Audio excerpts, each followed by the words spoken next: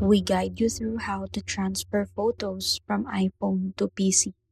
So the first thing you need to do is to connect your iPhone to your PC using a USB cable. Then unlock your iPhone and tap Trust this computer if the prompt appears. Next, on your PC, click the Start menu, open the Photos app, and select Import at the top right corner. Choose from a connected device, and your computer will start scanning your iPhone for available photos and videos.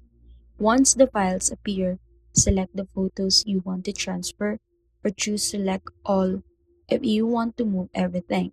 After selecting, click Import Selected and your photo will automatically save to your PC Pictures folder. Another quick method is to open File Explorer. Click Apple iPhone under this PC.